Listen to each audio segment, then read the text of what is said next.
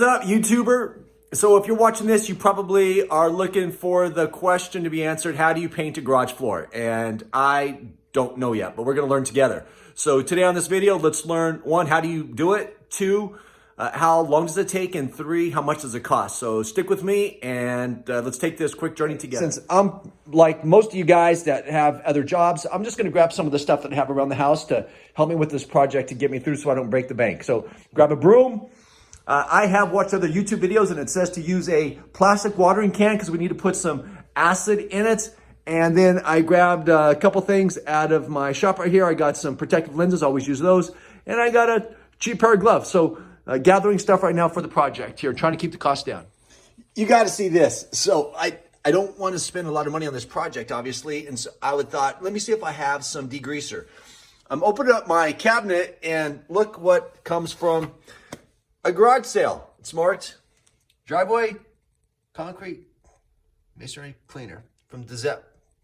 I'm sure you can get this at Home Depot or such, but this is what we're going to be using today.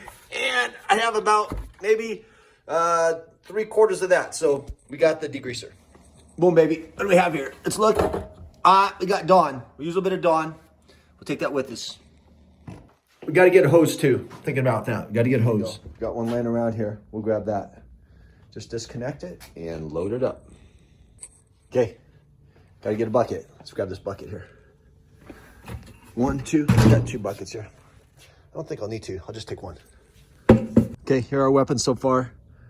Let's head over to the house. Grab 2, check this out. I got a backpack blower. You don't have to use this, but my thought is that since I only have limited time to do it, I'm gonna try to, after I wash the floor, blow it off. So loading that up too. Okay, since we're painting a garage floor, the typical 2-car garage is about 500 square feet. So let's use that number in our calculation as we go to Sherwin-Williams today to get something to cover the garage floor. Okay, so we're headed over to Sherwin-Williams and total time invested up to this point in time, maybe 15 minutes. All right, so it's a nice day today. Driving down to Sherwin-Williams here. Blue skies. Southern New Mexico here. Weather's always nice.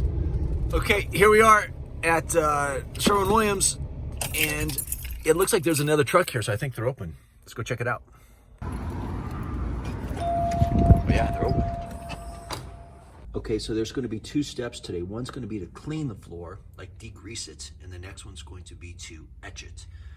And here is some simple green at Sherwin-Williams. A gallon, you mix this. The ratio it says of 1 to 10, and that's 12.49 for looks like a gallon. Here's the etchant. They have concrete ready. This is this is a cleaner degreaser. 64 ounces.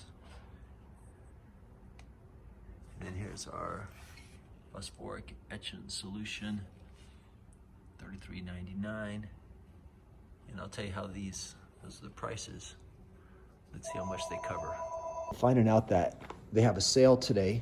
All they have is beige. So here's the product. It's called Shield Crete, and this is an epoxy kit. So it's got the beige color, and it says that it covers 250 square feet. So I'm gonna buy 2 of these kits. Okay, so here's the stuff that we've purchased so far for the project. We're at Sherwin-Williams. Okay, and what we've purchased is this product called Shield Crete. The only color they had was the beige. So we got that. It says that it covers, if I didn't mention, 250 square feet. And we have a roller. We got an extension handle. I don't want to bend over on my hands and knees and actually do the job. We got the rollers, a couple brushes. I'll give you the prices of each of these in just a moment. And the other stuff. I'll give you what the price breakdown and so far what the project's costing up to this point. They didn't have. This covers 100 to 150 square feet. This is the phosphoric acid that actually makes the surface of the cement rough. So I need to go over to their other store a few miles away to pick that up to a couple other gallons. But other than that, so far, we had the cost of the etching solution, which was that at, it looks like it was about $25 a gallon. There was a discount. They're having a little sale here. And then the product here, the actual epoxy that we're going to be putting on the floor is about, let's see, it was 113. There was a discount, so times 2. So each of those was about $115. Some brushes. The degreaser was $12.50 or thereabouts. The brush, the rollers, and total so far $244.70. So that's our project cost at this point in time to paint this garage floor. It's really interesting. So this is the second Sherwin-Williams store that I've been to, and they've both been extremely helpful, both the guys at the counter. But this gentleman is telling me that I only need 1 gallon of this phosphoric acid solution, and he's telling me that I really don't need to, look, that's spilling.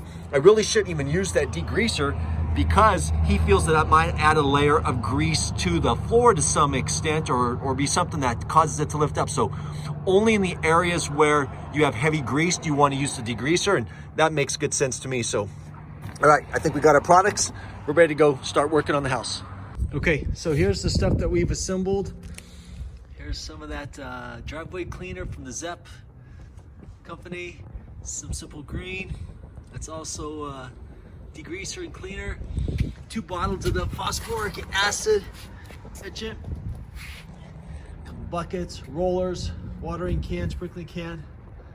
The roller, a little bit of soap, stirring stick, a sleeve to a rolling pan, and then the Shield Crete. Now, what we're gonna see here is the garage floor. So let's take a view of it. Here's the house. Let's go inside and look at the garage floor beforehand. You can see.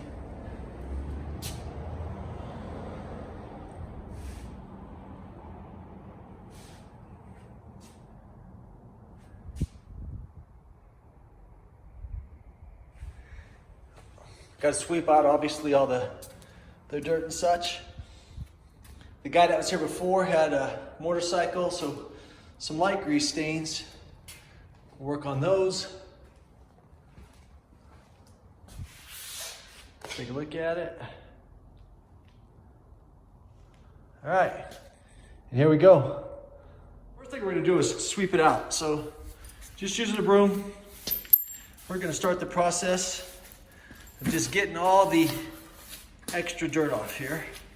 So let's get that done. Okay, so we have just the gross sweeping done. Those are just some pieces of paint here that are on the floor. Actually, what is this? And there's still a little bit more I gotta get off. We're just looking at the floor here. We're seeing. I'm gonna use a blower next. Let's grab a blower and let's blow it off. Okay, let's use the blower now.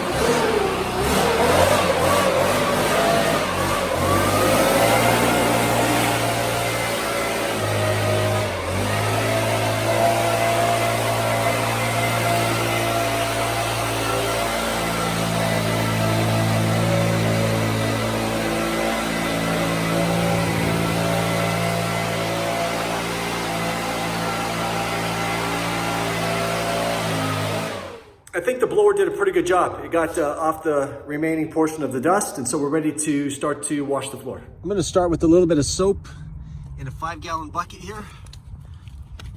Pop the lid here.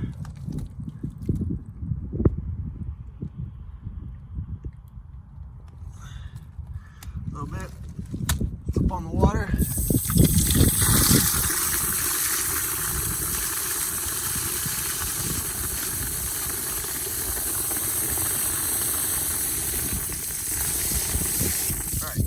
Use that to wash. Okay, I just took the 5-gallon bucket with the soap and I just poured it on the concrete here. Now I'm gonna start to scrub it up a little bit. So just gonna kind of, well, I just don't have two hands to film this. I'm just gonna use this and kind of scrub the floor. To start with, I'll do the whole floor and then we'll come back. Okay, this is the product that I'm gonna use on those grease stains. This is the one that I just had in my cabinets. On the oil stain, it says let it sit for 5 or 10 minutes and scrub it in, but don't let it dry. Okay, so we've cleaned the grease spots. We initially started with just a little bit of soap in a 5-gallon bucket, just to do a little surface clean. Now we get the sprinkling can. It's plastic because we're using this phosphoric acid, and you mix it 2 parts water to 1 part acid. I've done that in the bucket. Now we're gonna fill the sprinkling can and sprinkle the cement. This is kind of interesting. So we got the sprinkling can, and as we sprinkle, it actually does a chemical reaction, and you can see it starts to make bubbles.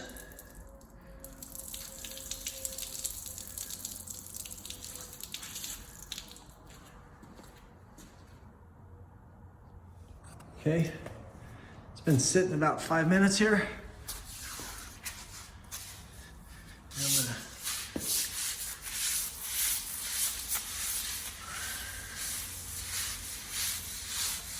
move that around.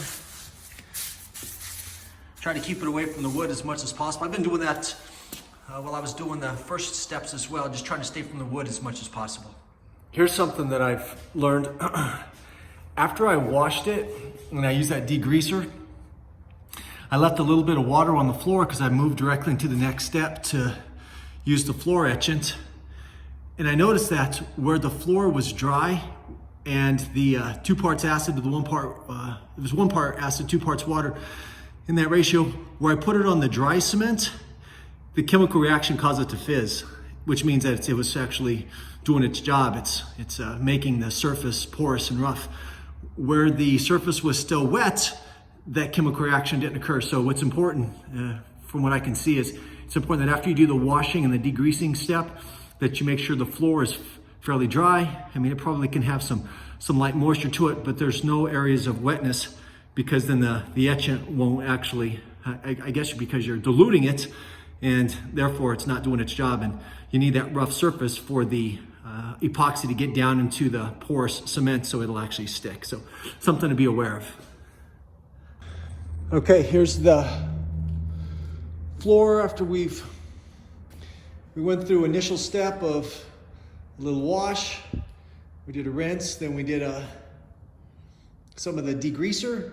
After we used the degreaser, we rinsed, and we ended up doing we let it dry as mentioned as much as we could in the short amount of time that we have, and we ended up placing the etchant on the floor.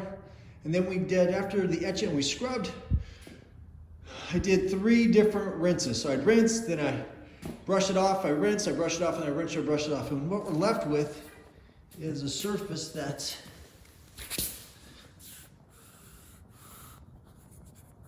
they said it should feel like 120 grit sandpaper.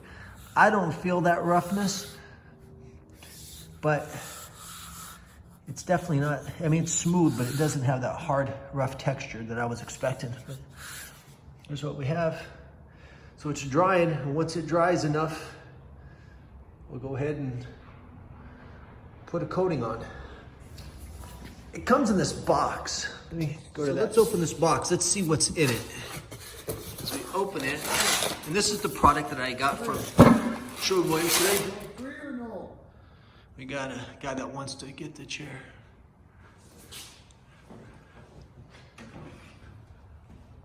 Okay, so I just opened the B, the A.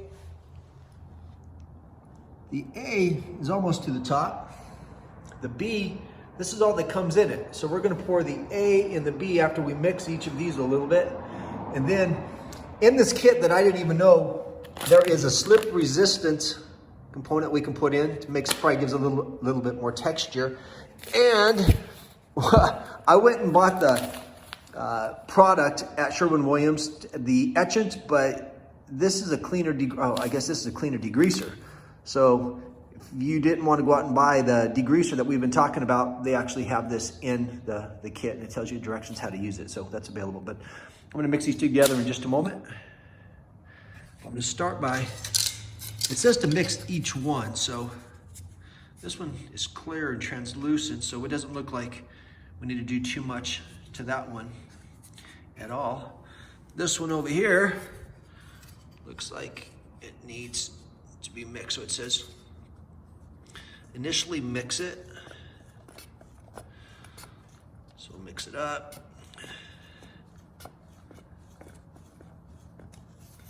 And then it says to add A to B. Or, that's right, A to B. A to B. Here we go.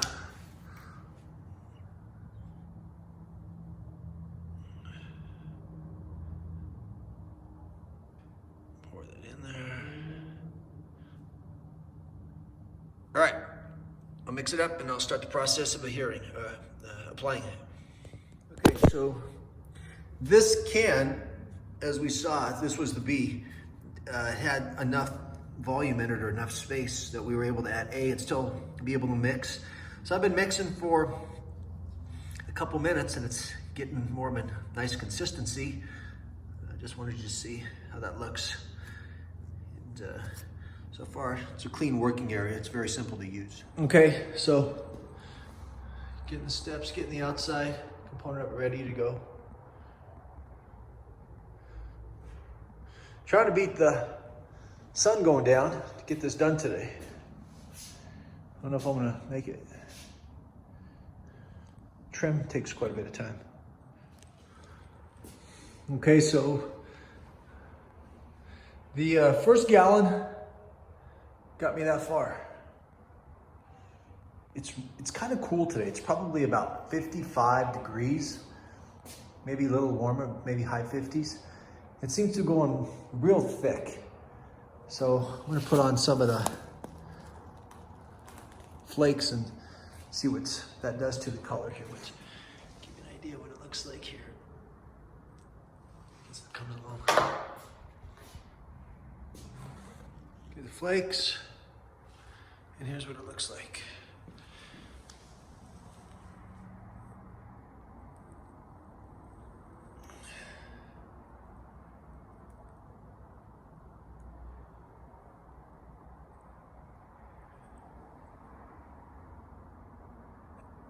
All right, obviously, the light's not as good as it was earlier today, but doing one square at a time.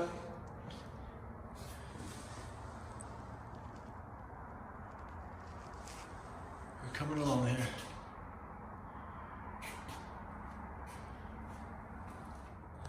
Okay, well, it's 8:30 at night, and Sherwin-Williams didn't have any more of the epoxy, and so I have now run out.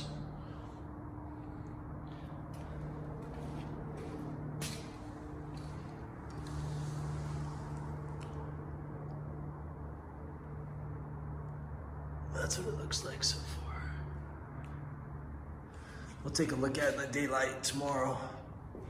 I gotta work when I get home. I'll stop in Sherwin-Williams in a different town and get a little more. See if we can finish this project tomorrow. Okay, so I'm 8 hours into the project and I still don't have it done. We're close. I would have finished probably in another, I'm guessing within an hour, hour and a half. But I just didn't have that last kit that I need from Sherwin-Williams. It's a beige color and they didn't have it. There's two Sherwin-Williams in town and neither one had. So I'll pick some up tomorrow in a different town and hopefully finish then, and we'll take a look at the project and see what that floor looks like. So far it looks pretty good. Let's see if it looks the same way with the sun on it. Hours later, it's time to finish up this project. I had to work yesterday and today, and I think this is probably typical of most guys who are doing this part-time. We're trying to squeeze in these side projects whenever we have a moment. And in today's world, when you're super busy, you you just don't have a lot of free time. So taking a look at the surface, what we have so far looks beautiful. Looks like it's a nice product. It did not have as much coverage as I hoped it would, but this is what we have to finish up here. Two more of the squares. It's 8 o'clock at night. Let's see how long it takes to do these 2 squares. Okay, I just finished one of the 10 by 10 squares here in the back there, 10 by 10 square. That one took me start to finish, actually just the internal part, 30 minutes. The epoxy goes on in these cool temperatures thicker than I think what maybe you might read on the box. You might need a little bit more. It says it covers 250 square feet. And I actually pulled this out of a warm truck. So the product that I got today here and using tonight, it is room temperature, but the floor is cold. Outside it's probably right at 50 degrees, so it's going on thicker. Anyway, a 10 by 10 area took me about 30 minutes. Okay, 30 minutes later here, another 10 by 10 square, almost done. It didn't get that much and I ran out. So it definitely doesn't cover as much as I thought it would. Let me switch over to a different view for you. So tonight in 1 hour, there's a 10 by 10 done.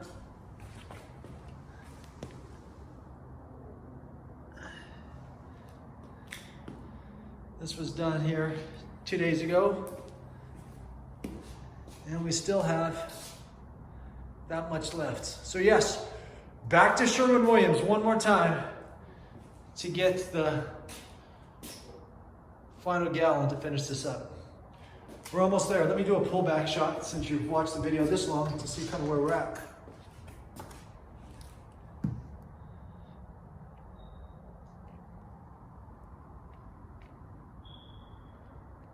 Almost there. Almost there. All right, here we go. Last day, 6 days from the day that we started. We're now going to finish it. I have one more kit from Sherwin-Williams. It's taken a total of 5 kits to cover a little less than 500 square feet, which is different than what the box stated, but the way that I applied it, it looks beautiful, but it took a lot more product. So let's go use it and finish it up. All right, here we are 6 days later. We're gonna get it done right now. The floor's got a little dust on it because the garage door's been open because it's the cable got off the track, and so we need to get the garage door repair people here, but this has been drying with for the most part, an open garage door, and there is a little bit of dust at this point. So let's put this last coat on. It should take me about a half an hour. I'll see you in a bit.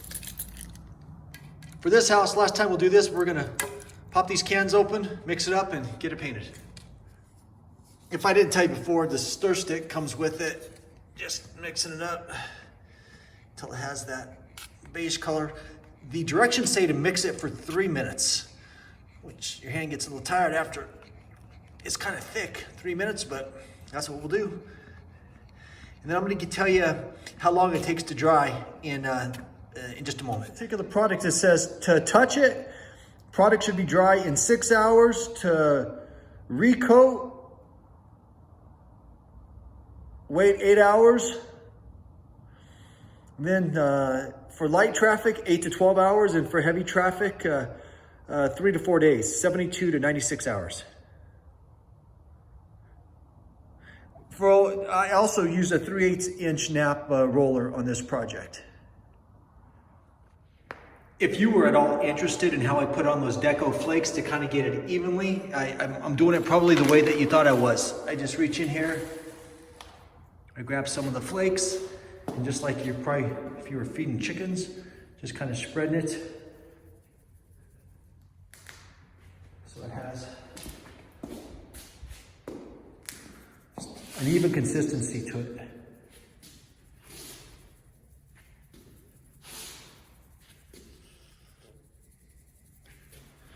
That's it. I thought I'd just throw that step in there. And there you have it. The last little piece is finished. I ended up closing the garage door so the dust wouldn't blow in while we're working on it. Because the handyman did come by and actually fix that cable, so it's in good shape. Let's clean it up, let it dry, and I think we're just about done. Okay, so we just finished painting that last little piece. I want to show you a couple things that I learned. So I'm not sure if they can pick this up on the camera, but you'll see this is a ridge of epoxy.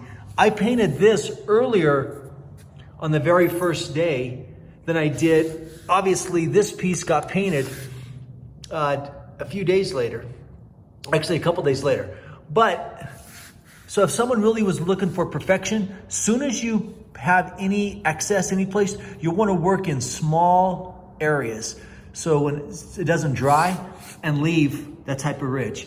For my rental house, I'm okay with that. I'm learning, but if I was to critique it, I'm not a big fan of that. Also too, for the most part, the floor has a nice glaze to it. There's some areas that probably could have used a second coat. I saw one of those right up here. I'm not sure if the camera can pick up, but it's minimal, but it's something if you're going for perfection. Right in this area, there's a little bit of grayness here. Still got a coating on it, but that's what we have at this point. So you've now seen the process of one guy out there in the world working on a garage floor. Once it dries and the sun's shining on it, we'll take one more round of video and we'll be done. Then we'll talk about the project.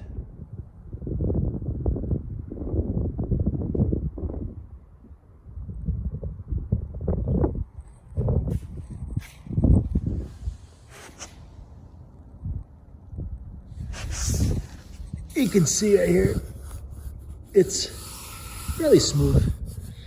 You would think those flakes might actually have a roughness to them, but for the most part, it finishes off smooth. You can feel them ever so slightly. Here's how it looks on the exterior with the garage door. And I thought about actually stopping the edge directly where the garage door comes into contact with the floor. I end up just following the line on the exterior.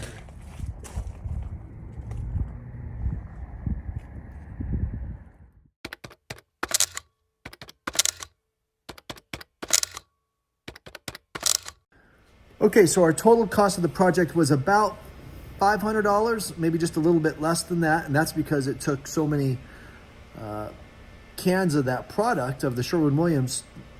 That's why we ran the bill up higher than the initial cost I thought would be about $250. And total time to actually apply it took me 6 days, but if you're working hard, you can get the whole thing done in about 10 hours. So a 2-car garage, estimated to cost, estimated maybe $500, a little bit less, and 10 hours. Okay, that's it for this video. Hopefully you've enjoyed walking through the steps of painting your garage floor with me. The next video that I have that I won't attach to this one will have to do with putting the clear coat, which is called a Shield Crete acrylic clear glaze coat on. It lists for $86 a gallon, but again, Sherwin-Williams oftentimes has those discounts. They have the 30% going on now, so it's about, give or take, about $60 a gallon. Anyway, if you enjoyed this video, do me a great favor and the thumbs up, the like button, and we'll catch you on the next video.